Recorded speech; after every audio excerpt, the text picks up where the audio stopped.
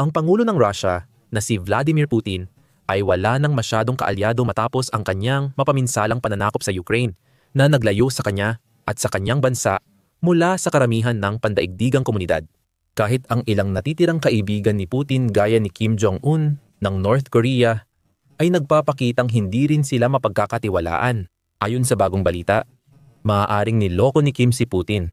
Nagbigay siya sa Kremlin ng mga lumang at sirang bala na pumalpak at bumaliktad laban sa tropang Ruso sa frontline.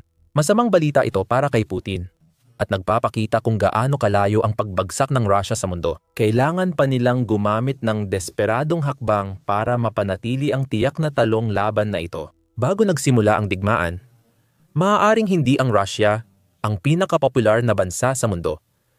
Pero mayroon naman itong matibay na impluwensya sa iba't ibang panig ng mundo. At si Putin ay maaasahan sa medyo matibay na ugnayan sa iba't ibang bansa at mga leader.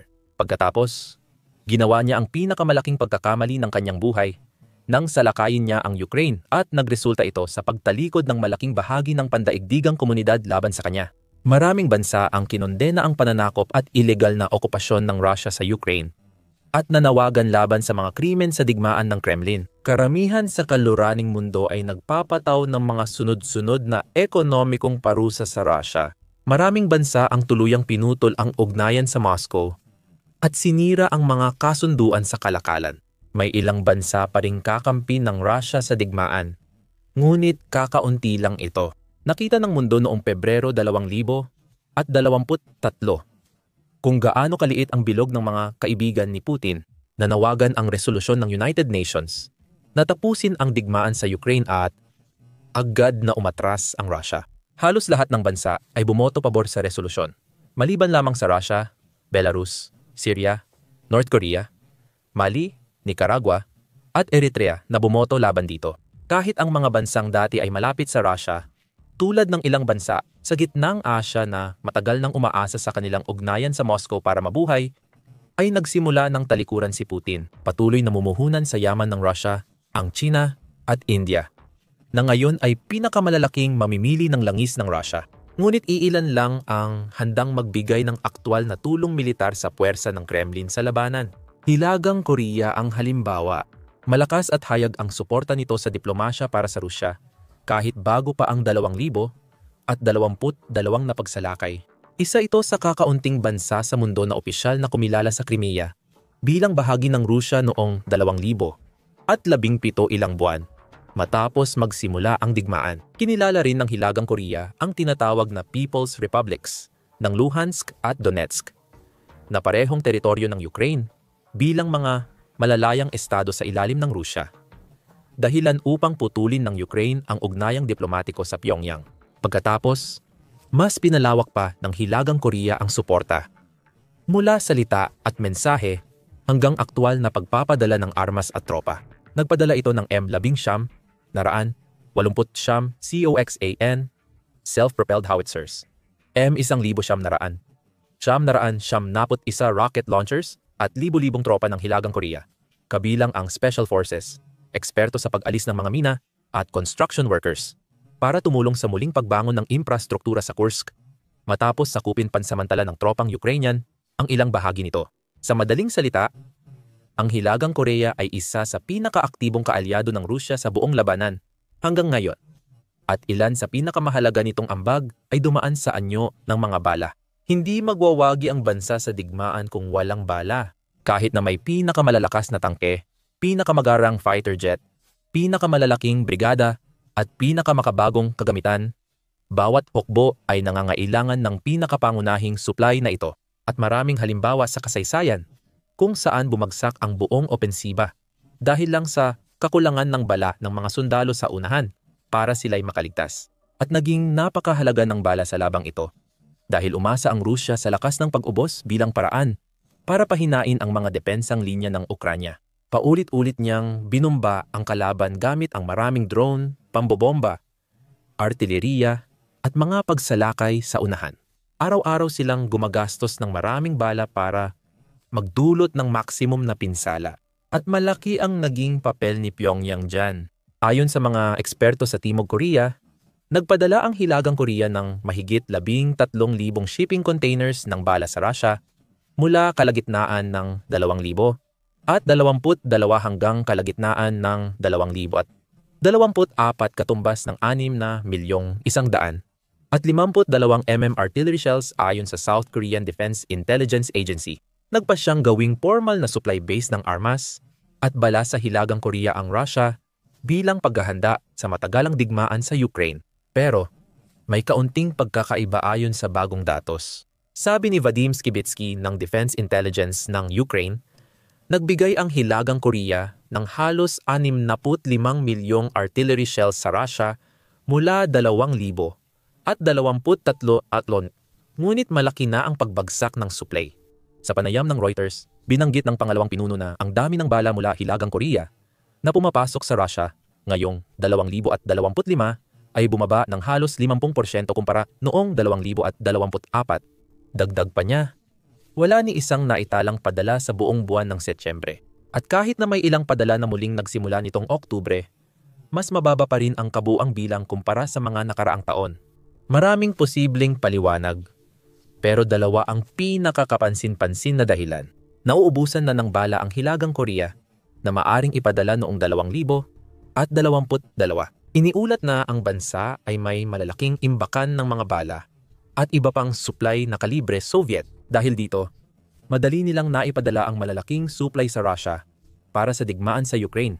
Maraming ulat na ang mga pabrika ng militar ng Hilagang Korea ay biglang nag-operate sa pinakamataas na kapasidad para gumawa ng mas maraming bala para sa Kremlin. Unti-unting nababawasan ang mga stock sa mga pantalan, kaya hindi na nakakagulat ito. Sobrang umasa ang Russia sa kanilang estratehiyang lakas para subukang pahinain ang depensa ng Ukraine sa harapan at higit pa roon. Noong huling 2022, nagpapaputok ang Russia ng 20,000 artillery shells kada araw at iniulat na target ng Moscow ang 55 milyon kada taon upang magkaroon ng pinakamagandang tsansa na manalo sa digmaan. Ang mga ganitong uri ng bilang ay hindi talaga kayang panatilihin kahit para sa isang bansang kasing laki ng Russia na matagal nang itinuturing na isa sa pinakamakapangyarihang military superpowers sa mundo. Sa katunayan, ipinapakita rin ng mga estadistika na kaya lang gumawa ng Russia ng humigit kumulang 3 milyong bala bawat taon, kaya napilitan talaga silang lumapit sa Hilagang Korea para magkaroon ng pag-asa na makalapit man lang sa target nilang 55 milyon. Nagawa ng Pyongyang suportahan ang Moscow. Pero habang tumatagal ang digmaan, lalong nahihirapan silang panatilihin ang mga supply. Ang pangalawang dahilan kung bakit maaaring bumababa ang paghahatid ng bala ng Hilagang Korea sa Russia ay maaring dahil may iba pang mas mahalagang bagay na kailangang pagtuunan ng pansin ng Pyongyang. Kamakailan, ipinakita ng militar ng Hilagang Korea ang kanilang bagong intercontinental ballistic missile, ang Hwasong-20. Sinasabing kayang maglakbay ng 9,300 milya o 15,000 kilometro at tumama sa kahit anong lugar sa Estados Unidos. Ang bansa ay nagsasagawa rin ng maraming pagsubok ng mga misil nitong mga nakaraang panahon, habang aktibong isinusulong ang iba't ibang proyekto sa pananaliksik at pag-unlad ng militar. Ibinunyag ni Skibitsky sa Reuters na kamakailan ay pinalalawak ng Hilagang Korea ang kakayahan nitong gumawa ng drone. Nagsimula na silang mag-mass produce ng 2 uri ng drone, maikling range na first-person view drones at mas malalaking medium-range na attack drones. Dahil dito, unti-unting bumaba ang paggawa at pagpapadala ng bala sa Russia sa prioridad ng Pyongyang. Sa kabila ng kayabangan ni Kim, hindi malaking o mayamang bansa ang Hilagang Korea at wala itong yaman tulad ng mga pandaigdigang kapangyarihan. Dapat gamitin ng maingat ang mga yaman nito. Maaaring maramdaman ng mga pinunong militar na kailangan nilang ilaan ang mas maraming tauhan sa ibang gawain. Kahit ano paman ang dahilan, pareho lang ang nagiging resulta. Lalong kumukonti ang bala mula North Korea na natatanggap ng Russia. Malaking problema ito para sa Kremlin. Dahil kung gusto ng Russia na manalo sa digmaang ito, kakailanganin nila ng napakaraming bala. Hindi nila kayang gumawa ng sapat nito mag-isa. Kung matigil ang mga padala mula Pyongyang, mabilis mauubusan ng opsyon ang Kremlin dahil wala itong kaalyado na kasing interesado suportahan ito tulad ng Hilagang Korea. Yun naman ay mangangahulugan ng mas kaunting supply ng bala na maipapadala sa mga mahalagang posisyon sa mga frontline. Ang mga artillery team at mekanisadong brigada ay mawawalan na ng sapat na bala para ipagpatuloy ang kanilang mga pag-atake sa mga posisyon ng Ukranya. At ang mga commander ng Kremlin ay mapipilitang baguhin ang kanilang mga taktikal na plano dahil sa kakulangan ng bala. Maaaring bawasan ang dalas o tindi ng ilan sa kanilang opensiba o kaya'y maghinay-hinay sa ilang lugar upang maituon ang natitirang bala sa pinakamahalagang estratehikong lokasyon.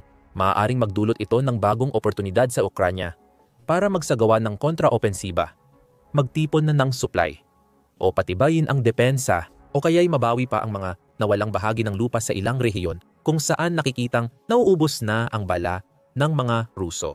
Sa madaling salita, posibleng malaking dagok ito sa makina ng digmaan ng Kremlin dahil sa nabawasang supply. At hindi lang ito usapin ng dami ng bala mula Hilagang Korea, kundi pati na rin ang kalidad nito. Sabi ng intelihensiya ng Ukraine, halos kalahati ng mga bala mula Hilagang Korea sa Rusya ay luma at di mapagkakatiwalaan. Dapat ayusin muna ito ng Rusya sa sarili nilang pasilidad bago ipadala sa frontline. Hindi yan ang gusto ng Rusya. Sa ideal na sitwasyon, nais ng mga commander ng Kremlin na diretso agad maipadala mula Pyongyang ang mga padala sa frontline. Handa ng ilunsad sa kuta at posisyon ng kalaban ng walang pagkaantala. Tuwing may bagong batch ng bala mula Hilagang Korea na pumapasok sa bansa, ang mga grupo ng manggagawa ay kailangang magsagawa ng quality control checks.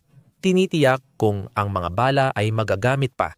Marami sa mga ito ang kailangang ilihis papunta sa sariling pasilidad militar ng Rusya para sumailalim sa mga pagpapabuti bago tuluyang ipadala sa harapan. Hindi lang bumibili ang Rusya ng mga bala, kundi kailangan din nilang gumastos ng mas maraming oras, pera, at kagamitan para masigurong handa itong gamitin. Bukod pa rito, marami sa mga bala na itinuturing na sapat ang kalidad para direktang ipadala sa harapan ay nauuwi pa ring walang silbi. Mga palaso, ayon kay Ukrainian political analyst Olena Krishanivska, noong 2024 may problema ang Rusya sa pagtaas ng produksyon ng armas at bala dahil kulang sila sa bihasang manggagawa. Halimbawa, ang Ural-Vagsevort, tagagawa ng tangke, ay kumuha ng 250 bilanggo mula sa kalapit na bilangguan para punan ang kakulangan sa manggagawa. Gumagamit din ang Rusya ng bala mula sa mga kaalyado nito, gaya ng Belarus, Iran at Hilagang Korea. Ayon sa ulat, posibleng nagpadala ang Hilagang Korea ng 3,100,000 at 52 artillerya mula Agosto noong nakaraang taon at full capacity ang kanilang mga pabrika. Kasabay nito, iniulat ng mga opisyal ng depensa ng Ukraine na humigit kumulang 50% ng mga balala na ipinadala sa Rusya mula sa Hilagang Korea ay may depekto. Ang kwentong ito ay mapanuring batikos sa kasalukuyang katayuan ng militar ng Rusya. Dapat kabilang ito sa pinakamalalakas na superpower militar sa mundo. May malaking hukbo ito na may libu-libong tangke, 10,000 armored vehicles, world-class missile, artilleriya, depensa sa himpapawid, at malalaking puwersa sa himpapawid at dagat. Sa loob ng maraming dekada, kinatakutan ng mga bansa ang ideya ng labanan laban sa makapangyarihang makinang pandigma ng Rusya. Ngayon, gayunpaman, ang alamat tungkol sa hukbong Ruso ay unti-unting nabubunyag sa harap ng ating mga mata. Hindi lang nahihirapan ang Rusya makuha ang tagumpay sa lupa sa Ukraine at talunin ang mas maliit na kalaban. Ngunit umaabot na ito sa desperado at nakakahiyang hakbang tulad ng pagbili ng luma at sirang bala mula sa natitirang kaalyado nito. Tulad ng ibang aspeto ng digmaan ni Putin, hindi rin kayang panatilihin ang sitwasyon ng mga bala mula Hilagang Korea. Una, gaya ng nabanggit, hindi kayang tuloy-tuloy magpadala ng Pyongyang ng milyon-milyong artillery shells at bala sa Russia ng walang hanggan. Wala itong sapat na inventaryo. At wala rin itong mga yaman o kapasidad sa produksyon na pinatutunayan ng katotohanang ang mga padala ay unti-unti nang lumiliit at nagiging pabugso-bugso. Pangalawa, kahit makapagpadala ang Hilagang Korea ng ilang bala sa Moscow, marami pa rin dito ang sira o depektibo. Ibig sabihin, kakailanganin pang mag-aksaya ng oras at yaman ang Rusya para ayusin ang mga bala o direktang ipadala ito sa mga brigada sa unahan at umasa na lang nagagana ang mga ito. Sa kasamaang palad para sa Rusya, wala na itong gaanong ibang pagpipilian. Mayroon itong ilang kaalyado, tulad ng Belarus at Iran, na handang tumulong sa ilang supply at yaman. Walang mahaba o sabik na pila ng mga bansa na gustong suportahan ang digmaan ni Putin. Kaya kailangang tiisin ng Russia ang F-grade na bala mula North Korea o subukang manalo sa digmaan na kulang sa bala. Samantala sa Pyongyang, malamang ay kontento si Kim Jong-un sa kinalabasan ng digmaan para sa kanya. Habang maraming bansa ang bumatikos sa North Korea dahil sa pakikialam nito sa digmaan at pagkampi sa Russia. Sabi ni Wi Seong-lak, dating embahador ng South Korea sa Russia, napatunayang tama ang alyansa ni Kim kay Putin. Ipinahayag pa ni Wi ang pananaw ng Pyongyang. Ayon sa Hilagang Korea, nakakagawa sila ng 4 na milyong toneladang butil tulad ng bigas, sebada at trigo bawat taon. Karamihan sa tinatawag nilang produksyon ng bigas ay talagang patatas. Kaya nagkukulang ang bansa sa isa sa pinakapangunahing pagkain. Hindi sapat ang 4 na milyong toneladang butil na napoproduce ng Hilagang Korea kada taon. Kulang pa ito ng 1 milyong tonelada para mapakain ang bansa. Kung mag-aalok ang Rusya ng 60,000-70,000 toneladang bigas, matutugunan nito ang mahigit kalahati ng taunang pangangailangan ng Hilagang Korea. Binanggit pa niya na kahit kamakailan lang nagkaroon ng krisis sa pagkain ang Hilagang Korea, posibleng nabawasan na ito dahil sa mga kasunduan nila sa Rusya sa pagbenta ng ilang container ng artilleriya. Kaya ng Pyongyang bumili ng daan-daang libong toneladang bigas. Pakiramdam din namin na maaaring nararamdaman na ni Kim Jong-un na marami na siyang nagawa para suportahan ang Rusya. Dapat ay maaasahan niya si Putin na suklian ang pabor kung sumiklab ang digmaan sa Timog Korea. Handa na ang Hilagang Korea na lumaban para sa Rusya. Kung magkaroon ng digmaan sa Korean Peninsula, aasahan ng Hilagang Korea ang tulong ng Rusya. Kailangan pa itong hintayin. Pero tiyak na magpapatuloy ang alyansa ng Rusya at Hilagang Korea. Ayon sa panayam kay Skibitsky sa Reuters, binabantayan ng mga opisyal ng Hilagang Korea ang mga kaganapan sa Ukraine at sinusubukang matuto mula sa labanan. Mas particular, masusing pinag-aaralan ng Pyongyang ang paggamit ng Rusya ng mga drone para atakihin ang kanilang kalaban. At ginagamit nila ang kaalamang iyon habang nagsisimula silang magtayo ng sarili nilang mga pasilidad para sa paggawa ng drone. Hindi pa natin alam kung ilan ang ginagawang drone ng Hilagang Korea. Posibleng makapagbigay ang bansa ng maraming unmanned aerial vehicle sa Rusya na maaaring magdulot ng mas malalaking swarm sa Moscow at mas mapanganib pa. Kung kalahati ng artillery shell ng Hilagang Korea ay depektibo, maaaring hindi rin mapagkakatiwalaan ang mga drone nito at magdulot ng problema sa Rusya. Maaaring matalo ulit ang Kremlin sa ganitong kasunduan. Nag-i-invest sila sa mga simpleng sirang drone na kailangan pa nilang gastusan ng oras at pera para ayusin at i-upgrade bago ito maituring na handa para sa labanan. Naghahanda rin ang Rusya na tumanggap ng 12,000 North Korean na manggagawa bago matapos ang 2,025. Ang mga manggagawang ito ay magtatrabaho sa mga kumpanya sa paligid ng Alabuga Special Economic Zone sa Tatarstan, kung saan ginagawa ng Rusya ang karamihan ng mga drone na ginagamit nila sa pag-atake sa Ukraine. Ayon sa kamakailang post ng Ukrainian Main Directorate of Intelligence sa Telegram. Sa pagtatapos ng 2025, planong magdala ng Russian Federation ng 12,000 manggagawang North Korean para magtrabaho sa mga kumpanya sa Alabuga Economic Zone sa Tatarstan. Sa Alabaus ginagawa ang mga long-range drone na uri ng Shahid Garan na ginagamit ng hukbong Ruso sa pagsasagawa ng mga teroristang pag-atake sa sibilyang infrastruktura ng Ukraine.